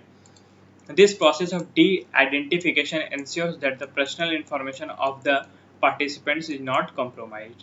जो पर्सनल इन्फॉर्मेशन है उसके साथ कोई कॉम्प्रोमाइज नहीं, ऐसा कह रहे हैं, देखते हैं ऐसा होता है कि नहीं, लेकिन ये लॉ और ये बिल यही बोलता है, ठीक है। तो हम लोग को माननी है बात, क्योंकि हम डेमोक्रेसी में तो सारी बातें मान भी सकते हैं, नहीं भी मान सकते हैं, हालांकि सारी बातें नहीं होती हमारी डेमोक्रेसी में। Additionally, ethical measures are strictly adhered to in order to maintain data security and protection. जो additionally साथ में क्या है, तो ethical measures are strictly adhered, उसके लिए ethical measures को अपनाया जाएगा to in order to maintain data security and protection. Genome India cataloging the genetic variation in India. तो reference genome of India वही 10,000 है। Disease gene identification, genetic variation India में disease causing genes को पता किया जाएगा। Training manpower to handle large genetic data and sets and other resources across institution of India. Resource for larger and cheaper genetic studies, resources generate होगा, will help build arrays and technology for large scale cheaper genetic studies in India, ठीक है। और ये genetic basis for adverse effect and response to drug, this study will help pave the way to understand why some people respond to some drugs and why some develop adverse reaction depending upon their genetic background। कि किसी को कोई medicine के तरह कोई drugs they रहे हैं, वो ड्रग्स नहीं, यहाँ पे ड्रग्स मेडिसिन से रिलेटेड बातें हो रही है, ठीक है, ट्रीटमेंट। तो why some develop, ऐसा क्यों है कि कोई पीपल रिस्पॉन्ड कर जो why some people respond to some drugs and why respond करता है और कोई नहीं करता, या फिर उनके ऊपर उसका एक एडवर्स रिएक्शन आता है, ऐसा क्यों है। सबसे पहले तो आप ये याद रखें कि ये जो प्रोजेक्ट है वो इनिशिएटिव है डिपार्टमेंट ऑफ बायोटेक का, टेक्नोलॉजी का, और ये ministry of science and technology के अंदर आता है, ठीक है। तो आप ministry of science and technology दिमाग में सेट कर लें। हम लोगों का इनपुट क्या है, तो जीनोम क्या है पहले ये जानते हैं। Genome India project, every organisms genetic code is contained in its deoxyribose nucleic acid, DNA the building blocks of life, ठीक है ना। जो आपका ब्रिक्स है घर बनाने के लिए, वैसे हमारे बॉडी को बनाने के लिए डीएनए है। A genome is defined as an organism's complete set of DNA. Genome उसको बोलते हैं इसमें डीएनए का कंप्लीट सेल होता है, including all of its gene. It contains all of the information needed to build and maintain that organism. In humans, a copy of the entire genome, more than 3 billion DNA base pairs, is contained in all cells that have a nucleus. ठीक है, human थोड़ा biological term है, science वाले student बहुत अच्छे से समझ होंगे. ह्यूमंस में क्या होता है, कॉपी ऑफ इंटायर जीनोम. आप मतलब अगर जिनको लग रहा है काफ़ी टेक्निकल इसमें सेंटेंसेस है, तो इतना ज़्यादा इसको जानना भी नहीं है, ठीक है ना. हम लोगों को मेडिकल डॉक्टर तो बनना नहीं है, तो फिर बस जो सेंटेंस में लिखा है उस पर ही कॉन्सेंट्रेट करें. In humans a copy of entire genome. जो जीनोम है, जीनोम क्या है, तो सेट ऑफ डीएनए है, कंप्लीट सेट ऑफ डीएनए. तो उसका जो इंटायर जीनोम का जो कॉपी होगा, हमारे शरीर में बहुत सारे जीनोम, तो more than 3 billion DNA base pairs, जो more than 3 billion DNA base pair है, which content in all cells, सभी सेल में दैट हैव ए न्यूक्लियस. उसको न्यूक्लियस, उसमें न्यूक्लियस होता है. जो सेल होता है उसमें एक न्यूक्लियस होता है, ठीक है ना. माइटोकॉन्ड्रिया होता है, ठीक है, सेल वॉल होता है, तो वो है. The human genome project from 1990 to 2003, जो ह्यूमन जीनोम प्रोजेक्ट है वो 1990 से 2003 तक चला. वाज एन इंटरनेशनल प्रोग्राम, एक इंटरनेशनल प्रोग्राम था that led to the decoding of entire human genome. उसका क्या एम था, तो पूरे इंटायर ह्यूमन जीनोम को डिकोड करना. India was also a collaborator for this program. India भी कोलैबोरेटर था इस प्रोग्राम के लिए, ठीक है. आगे चलते हैं. अब एक है, जब ह्यूमन जीनोम प्रोजेक्ट हो गया तो क्या जरूरी है जीनोम इंडिया प्रोजेक्ट की. एक क्वेश्चन आता है हम, what is need for genome India project. If human genome project has mapped human genome, जब उसने ह्यूमन जीनोम प्रोजेक्ट को मैप कर लिया तो क्या जरूरत है कि फिर से एक प्रोजेक्ट लेकर आए, फालतू में खर्चा कर रहे हैं हम लोग, ठीक है ना. 95 क्यों है उसके बारे में जानते हैं. 95% of the genome samples available use the white Caucasian genome as the base. Caucasian या कॉसेशियन जो भी है, 95% of the genome sample use the white Caucasian genome. उसने क्या यूज किया, तो वो कॉसेशियन या फिर वाइट जीनोम को यूज किया as the base. Most genomes have been sourced from urban middle class person and are not really seen as representative and useful for India specifically. अब इंडिया में गरीबी बहुत है, अर्बन मिडिल क्लास पर्सन के genome को source लिया गया है, तो वो इंडिया के पर्सपेक्टिव से बिल्कुल भी यूजफुल नहीं है, रिप्रेजेंटेटिव नहीं है, रिप्रेजेंटेशन नहीं कर रहा है. India's project aims to ultimately build a grid of the Indian reference genome to understand fully the type and nature of the disease and traits that comprises the diverse Indian population. जो India का population, जो India का इतना diverse population है, इस project का M यही है कि अल्टीमेटली एक ग्रिड बिल्ड करना of the Indian reference genome to understand fully the type and nature of disease and traits. सारे उस तरह के डिजीज के बारे में जानना जो इंडिया में काफ़ी प्रेवलेंट है, ताकि इंडिया के इस डाइवर्स पॉपुलेशन को अच्छे से ट्रीट किया जा सके, डिजीज को लेके, ठीक है, ट्रीटमेंट दिया जा सके. For example, if the northeast sees a tendency towards a specific disease, intervention can be made in the region assisting public health which make it easier to battle the illness. अगर मान लेते हैं कि north east या फिर south में या फिर वेस्ट में या फिर जम्मू एंड कश्मीर की बात करें या फिर सबसे टिप कहीं भी, इंडिया का जो इतना डाइवर्स पॉपुलेशन है, तो वहाँ पे अगर कोई टेंडेंसी है कोई स्पेसिफिक डिजीज को लेके, तो इंटरवेंशन किया जा सकता है उस रीजन में और पब्लिक को असिस्ट किया जा सकता है, पब्लिक हेल्थ को, और जो कि ताकि उस जो इलनेस है, जो उस स्पेसिफिक डिजीज का टेंडेंसी है, उससे लड़ने में उनको मदद करे, ठीक है. चैलेंज भी है इसका, medical ethics. The project aims only to create a database of genetic information and gene modification is not a stated objective. सिर्फ आप डेटाबेस आप कलेक्ट करोगे या क्रिएट करोगे या फिर जीन मॉडिफिकेशन का, तो ये एक स्टेटेड ऑब्जेक्टिव नहीं बताता है. However the presence of such wide knowledge enhances the risk of doctors privately performing gene modification. और साथ में इतना वाइड नॉलेज जो हो जाएगा जीन का, enhance the risk of doctors, doctor के रिस्क को बढ़ाएगा. प्राइवेटली परफॉर्मिंग जीन मॉडिफिकेशन, अब वो प्राइवेटली से, अब क्या होगा कि सार्वजनिक रूप से नहीं, वो प्राइवेटली परफॉर्म करेंगे जीन को मॉडिफाई करने में, ठीक है ना, क्योंकि इंडिया में इंटेलिजेंट लोगों की कमी नहीं है ऑब्वियसली, तो फिर वो इंटेलिजेंट हैं तो थोड़े से बदमाश भी हो जाते हैं, तो एक रिस्क बना रहा है ये डॉक्टर का रिस्क है कि वो प्राइवेटली परफॉर्म करने लगेंगे, जीन को मॉडिफाई करने लगेंगे, ये भी एक कंसर्न है.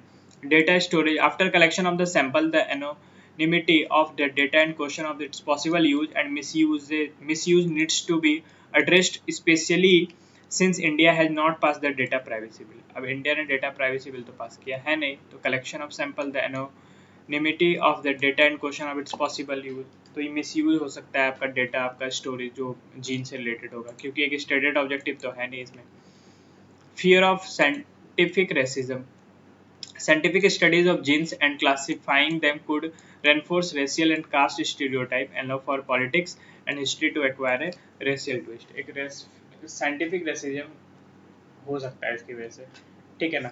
Political misuse, India a lot of politics, भरा हुआ पॉलिटिक्स, सुबह उठते हो जगते हो रात में सोने तक। कॉमेडी भी, जो हमारे कॉमेडियन है स्टैंड अप, वो भी पॉलिटिकल टॉपिक पे ही कॉमेडी करते हैं, तो इंडिया में पॉलिटिक्स बहुत है, ठीक है। Now on the lines of W, on the lines of who are indigenous people, अब ये आने लगेगा क्योंकि उससे पता चलेगा कौन इंडिजीनियस है कौन नहीं है, कौन आर्य के खानदान से हैं, आर्य की फैमिली से हैं, ठीक है ना, कौन इंडिया में है, कौन हिंदू है, कौन मुस्लिम है, कौन क्रिश्चियन है, ठीक है ना, कौन सनातन धर्म से है। ये सब बातें होने लगेगी, जो कि पॉलिटिक्स नॉर्थ इंडिया में खास करके पॉलिटिक्स का ये इम्पोर्टेंट टॉपिक होता है। अब पिछले 4 5 6 7 8 सालों में ये काफ़ी ज़्यादा हॉट टॉपिक रहा है हमारे पॉलिटिक्स का, ठीक है ना।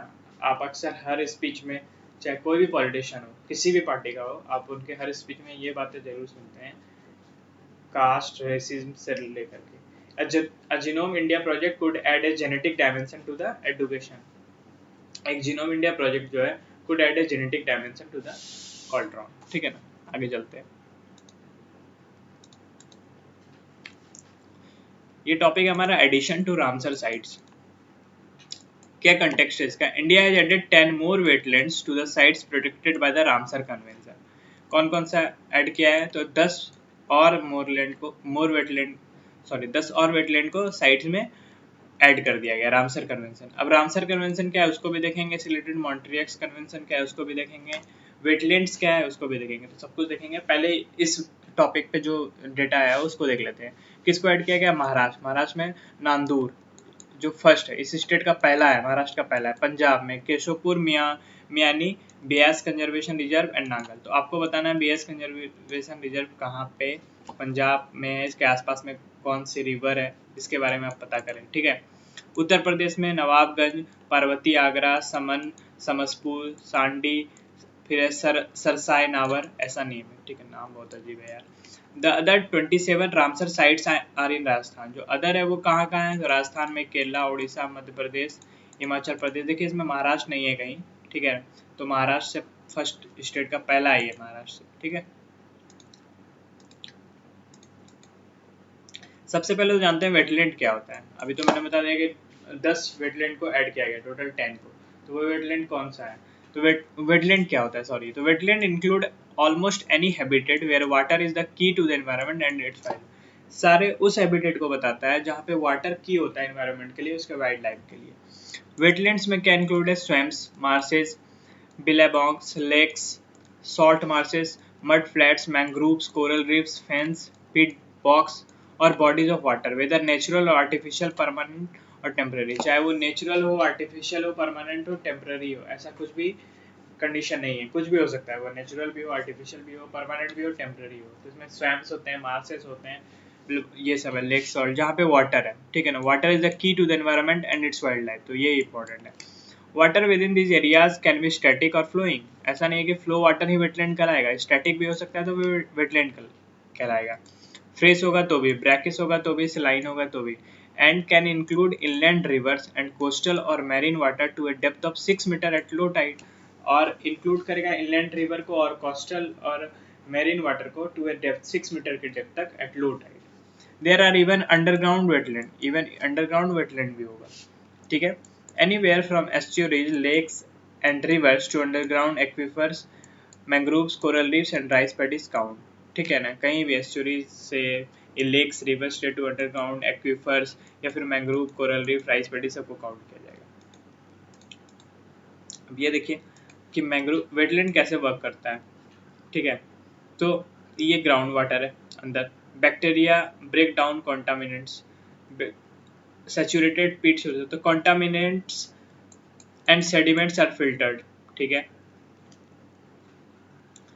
Provide critical wild life habitat, cleaner water outflow करता है। फिर stream, slow release of stored water, तो ये इस तरह से वर्क करता है, ठीक है। ग्राउंड वाटर फ्लो होता है, बैक्टीरिया ब्रेक डाउन कॉन्टामिनेंट्स, ठीक है, बैक्टीरिया ब्रेक कॉन्टामिनेंट्स को ब्रेक डाउन करता है। कॉन्टामिनेंट्स एंड सेडिमेंट आर फिल्टर्ड, और एक critical wild life habitat provide करता है। वाटर फ्लो क्लीनर होता है, साथ में स्ट्रीम यहाँ पे स्टोर होता है। तो इस तरह से ये काम करता है। आप इस इमेज को आपको PDF में मिल जाएगा, परेशान ना हो, और आप इसको देख सकते हैं अच्छे से, ठीक है। Key points,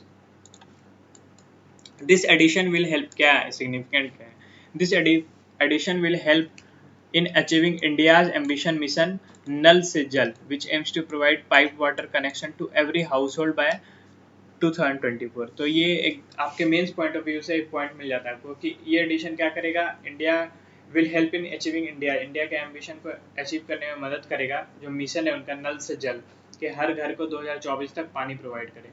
Wetland provide a wide range of important resources in ecosystem such as food, water, fiber, groundwater recharge, water purification, flood moderation, erosion control, climate regulation. Being declared as Ramsar site is beneficial for various reasons. The title will focus conservation and wise use of wetland. Wetland का conservation और उसका wise use कैसे हो सके, यही जल से नल से जल receive national and international cooperation. अब नेशनल और इंटरनेशनल कोऑपरेशन भी मिलेगा कंजर्वेशन, इसको कंजर्व करने में, मैनेजमेंट करने में, ठीक है, क्योंकि रामसर साइट जो है वो एक इंटरनेशनल कन्वेंशन है। फिर रिसीव सेंट्रल फंडिंग भी रिसीव करेगा। बूस्ट इन टूरिज्म भी बूस्ट करेगा। Employment generation for locals and bring economical benefits for surrounding areas due to increase tourism बढ़ेगा तो एम्प्लॉयमेंट जनरेट होगा, एम्प्लॉयमेंट जनरेट होगा तो इकोनॉमिक बेनिफिट आएंगे उस एरियाज में, ठीक है ना। छोटे छोटे जो दुकान वाले हैं वो सब खोल सकते हैं, अपना ओपन करेंगे शॉप, तो वहाँ इकोनॉमिक बेनिफिट्स आएगा टूरिज्म होंगे तो। Awareness creation for the creation conservation of other wetland, एक अवेयरनेस क्रिएट करेगा ताकि दूसरे स्टेट भी इंकरेज होंगे और जो कंजर्व करेंगे अपने दूसरे वेटलैंड को। रामसर कन्वेंशन क्या है, 1971 में इसको, जो कि अभी हम लोगों ने देखा, मेडिकल टर्मिनेशन बिल लाया गया, जो medical termination of pregnancy bill जो लाया गया 2019 वाला, उसने किसको रिपील किया है, अमेंड किया है, तो मेडिकल टर्मिनेशन ऑफ प्रेगनेंसी 1971 को। तो याद कर लो आप ऐसे कि आज दो टॉपिक पढ़ा, दोनों में 1971 है। रामसर कन्वेंशन भी कब साइन किया गया, 1971 में, in the Iranian city of Ramsar, and is one of the oldest inter governmental accord for preserving the ecological character of wetland. ये इंटर गवर्नमेंटल अकॉर्ड है, इसमें दो कंट्री के गवर्नमेंट के बीच में एक साइन होता है, मतलब गवर्नमेंट के बीच में साइन है, गवर्नमेंट एडमिनिस्ट्रेशन के बीच में साइन है, ऐसा नहीं कि कोई NGO या प्राइवेट सेक्टर इसको ज्वाइन कर रहा है। It is also known as the convention on wetland, क्योंकि वेटलैंड के लिए तो कन्वेंशन ऑन वेटलैंड भी बोलते हैं इसको। Its aim is to develop and maintain an international network of wetlands which are important for the conservation of global biological diversity and for sustaining human life through the maintenance of their ecosystem components and processes and benefits, ठीक है। Wetland declared as Ramsar sites are protected under strict guidelines of the convention। Convention का जो guideline है उसके अंदर इसको protect किया जाता है अगर ये रामसर साइट में डिक्लेयर्ड हो जाए तो। मॉन्ट्रियक्स रिकॉर्ड क्या है, तो Montreux record under the Ramsar convention is registered for of wetland sites on the list of wetlands of international importance where changes in ecological character have occurred। जो Montreux record है वो Ramsar convention के अंदर आता है। एक register है, ये रजिस्टर फॉर वेटलैंड साइट का रजिस्टर है on the list of wetlands of international importance, जो इंटरनेशनल इंपॉर्टेंस के लिए है वेटलैंड्स, उसका लिस्ट ये बताता है। Where changes in ecological character have occurred are occurring and are likely to occur, जहाँ पे चेंजेस हो रहा है, हो चुका है या हो रहा है या होने वाला है as a result of technological development, pollution और अदर ह्यूमन इंटरफेरेंस। किसकी वजह से, टेक्नोलॉजिकल डेवलपमेंट, पॉल्यूशन और अदर ह्यूमन इंटरफेरेंस। तो ह्यूमन इंटरफेरेंस की वजह से ही आज हम लोग लॉकडाउन में घर में हैं, ठीक है। काफ़ी परेशान किया था हम लोगों ने नेचर को। अब नेचर ने कहा कुछ दिन घर में रहो, मुझे रिवाइव करने दो। नेचर रिवाइव हो रहा है ना। आप देख रहे हो कि जो पॉल्यूशन लेवल है वो काफ़ी कम हो गया है, गंगा क्लीन हो गई है, ठीक है। स्मॉग नहीं दिख रहा हम लोगों को दिल्ली में, सब कुछ क्लियर दिख रहा है। हिमालय दिख रहा है यूपी से, सहारनपुर से, ठीक है, पंजाब से। तो नेचर भी अपने आप को रिवाइव करने जानती है। जब उसको परेशान आप करोगे तो फिर ह्यूमन इंटरफेरेंस तो है ही हर जगह। तो कंजर्वेशन, ह्यूमन इंटरफेयर करता है फिर खुद उसको कंजर्व करता है। तो ऐसा ही चल रहा है कि पहले हम इंटरफेयर करेंगे, उसको बर्बाद करेंगे, फिर कंजर्व करेंगे, फिर इंटरफेयर। तो ऐसा ही चल रहा है। सबसे ज़्यादा नेचर के लिए सबसे ज़्यादा नेचर का सबसे खराब क्रिएशन ह्यूमन ही है, ऐसा कह सकते हैं। Currently, two wetlands of India are in Montreux record. Keoladeo national park Rajasthan and Loktak Manipur, दो जो है वो मॉन्ट्रियक्स रिकॉर्ड में। Chilika lake was placed in the record but was later remove from it. Chilika था पहले इसमें, लेकिन उसको बाद में रिमूव कर दिया गया। तो ये क्यों है? ये दोनों international important, list of wetlands of international importance. तो केवलादेव और लोकटक जो है, ये दोनों, ये क्या है इंपॉर्टेंट, रुको मैं इसको क्लियर करता हूँ। हाँ, ये केवलादेव नेशनल पार्क और लोकटक ये इंटरनेशनल इंपॉर्टेंस से रिलेटेड वेटलैंड है, तो इसको अभी मॉन्ट्रियक्स रिकॉर्ड में रखा गया है। पहले चिल्का भी था उड़ीसा का, जिसको कि अब हटा दिया गया, अब नहीं है उसमें, ठीक है, रिमूव कर दिया गया।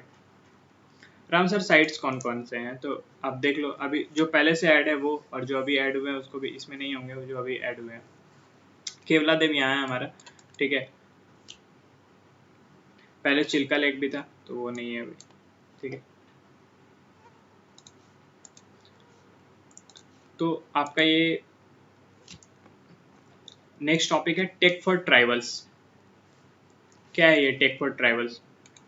जो ट्राइफेड है, tribal cooperative marketing development federation of India limited, उन्होंने लॉन्च किया है tech for tribals program in partnership with institute of national importance to develop tribal entrepreneurship. Key feature क्या है? तो aim to transfer 5 crore tribal entrepreneur, जो tribal लोग हैं उनको लगभग 5 करोड़ ट्राइबल एंटरप्रेन्योर बनाना है। It is supported by ministry of MSME, ठीक है, micro small and medium enterprises. It also Nitin Gadkari की मिनिस्ट्री है ये, honourable minister Nitin Gadkari. It also aims at capacity building and imparting entrepreneurship skills to tribal forest produce gatherers enrolled under प्रधानमंत्री one धन योजना। इसको भी देखेंगे, प्रधानमंत्री वन धन योजना क्या है। The trainees will undergo a 30-day program, 30 days program over 6 weeks comprising 120 से 120 सेशन दिया जाएगा, 30 डेज का प्रोग्राम होगा, ठीक है ना, उनको एंटरप्रेन्योर बनाने में, उसमें एंटरप्रेन्योरशिप स्किल डेवलप करने के लिए, ठीक है। The partners will develop course contents relevant to entrepreneurship in value addition and processing of forest produce. The course curriculum will include achievement, motivation, and positive psychology, entrepreneurial competencies, identification of locally available of NT-FP, ठीक है, non timber forest produce based business opportunity, ठीक है। यानी कि overall इसका M क्या है, इसको लॉन्च करने का, कि जो ट्राइबल लोग हैं, जो ट्राइबल में जो फूड फॉरेस्ट प्रोड्यूस कलेक्टर्स हैं, कलेक्टर्स कलेक्ट करने वाले लोग हैं, तो उनको क्या किया जाएगा, उनमें एंटरप्रेन्योरशिप स्किल को डेवलप किया जाएगा। और ऐसा कितना डेटा रखा गया है आप देखिए, इसमें लगभग 5 करोड़ ट्रैवल एंटरप्रेन्योर को ट्रांसफॉर्म करना है, ठीक है ना। तो इसमें ट्रेन किया जाएगा, 30 डेज का प्रोग्राम होगा, 6 वीक के लिए लगभग 120 सेशन इसमें दिया जाएगा। तो ओवरऑल इसका यही एम है। सिग्निफिकेंस क्या है इसमें? तो it will ensure higher success rate of travel entrepreneurs by enabling and empowering them to run their business with marketable products with quality certification. Certificate भी मिलेगा उन लोगों को, क्वालिटी सर्टिफिकेशन भी, और मार्केटेबल प्रोडक्ट्स होगा, वो उनके बिजनेस को बढ़ाएगा, एंटरप्रेन्योरशिप स्किल बढ़ेगा, एंटरप्रेन्योर्स बनेंगे वो, ठीक है। वन धन केंद्र, TRIFED under ministry of tribal affairs establishing 1200 one धन केंद्र विकास केंद्र अक्रॉसिंग 28 state engaging 3.6 lakh tribal forest produce gatherer. जो ट्राइबल फॉरेस्ट प्रोड्यूस गैदरर हैं उनको इंगेज करके रखेगा। ये लगभग 1200 वन धन विकास केंद्र को इस्टेब्लिश किया जाएगा अक्रॉस 28 स्टेट में। One typical one Dhan Vikas केंद्र comprises of 15 self help groups etch consisting of 20 tribal gatherers. यानी 15 सेल्फ हेल्प ग्रुप होगा, हर ग्रुप में लगभग 20 ट्राइबल गैदरर्स होंगे, ठीक है ना। अबाउट वन धन विकास केंद्र इनिशिएटिव, क्या है ये one Dhan Vikas Kendra? The initiative aims to promote MFPs centric livelihood and development of tribal gatherers and artisans, ठीक है। It mainstream the tribal community by promoting primary labor value addition to MFP, ठीक है, minor forest produce at grass root level, ठीक है। ये significance क्या है? Through this initiative the share of tribals in the value chains of non-timber forest produce is expected to rise from present 20% to around। कहने का मतलब कि इस इनिशिएटिव के द्वारा जो शेयर ऑफ ट्राइबल है in the value chain of non timber NTFP is expected to rise, कितना एक्सपेक्ट करने का किया गया है वो 20% जो अभी है उसको 60% कर दिया जाएगा, ठीक है ना, जो ट्राइबल का शेयर है वैल्यू चेन में। Implementation scheme will be implemented through Ministry of Tribal Affairs as nodal department at the central level and TriFed as nodal agency at the national level.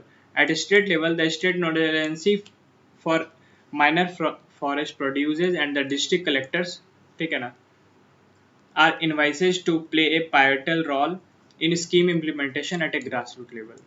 तो district collector कुछ याद आया, आप भी district collector बनने वाले हैं तो ये सब करना पड़ेगा।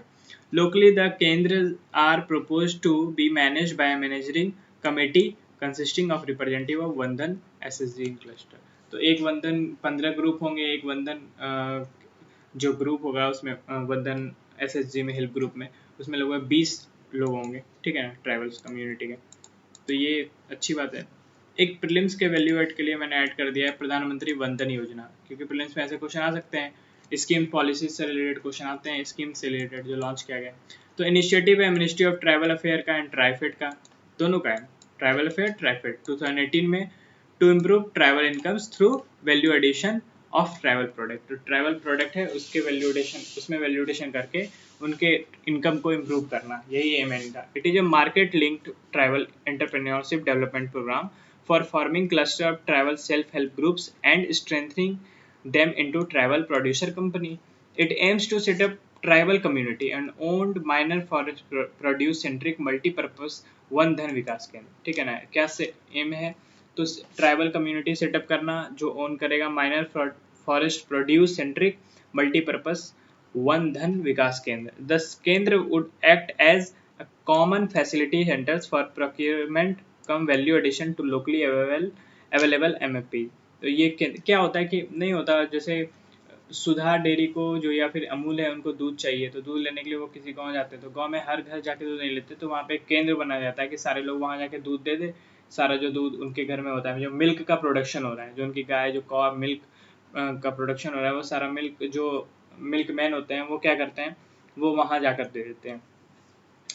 उस गांव का जो एक केंद्र होता है वहाँ पे दे दिया उन्होंने, फिर वो सुधा या अमूल वाले आए, वो सारा दूध लेके गए, फिर उससे हम लोग दही और आइसक्रीम बना हुआ खा रहे होते हैं।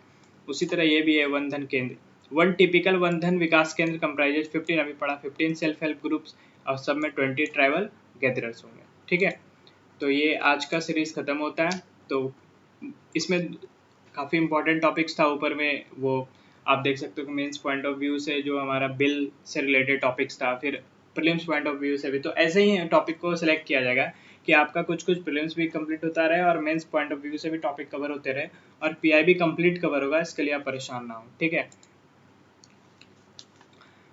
एक पॉइंट है, इसको देख ले आप, the self help groups will get training on sustainable harvesting, collection, primary processing and value addition, and also provided with working capital to conduct their business। जो सेल्फ हेल्प ग्रुप्स हैं उनको ट्रेनिंग दिया जाएगा सस्टेनेबल हार्वेस्टिंग कलेक्शन पे, primary processing and value addition पे, साथ में working capital भी उनको प्रोवाइड किया जाएगा ताकि वो अपना बिजनेस कंडक्ट कर सकें, ठीक है। तो आप देखिए ये प्रधानमंत्री वन धन योजना है, तो इसमें 922 वन धन विकास केंद्र इन 20 स्टेट्स किया गया है। तो राजस्थान में 25, गुजरात में 17, मध्य प्रदेश में 86, महाराष्ट्र में 64, गोवा में 1, कर्नाटका तो ये है, ठीक है। कहाँ नहीं है वो देख लो आप, तो आप देख सकते हो यहाँ उत्तराखंड में नहीं है, ठीक है, यहाँ हरियाणा, पंजाब और ये दिल्ली में नहीं है, हिमाचल प्रदेश में नहीं है, जम्मू एंड कश्मीर में नहीं है, ठीक है।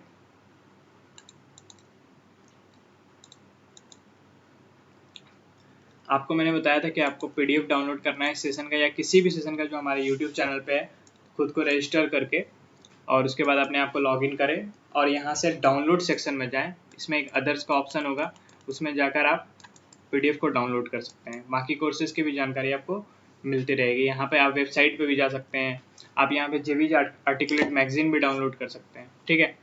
Thank you so much. अगला सेशन लेके मैं फिर से आपके पास आता हूँ। Thank you.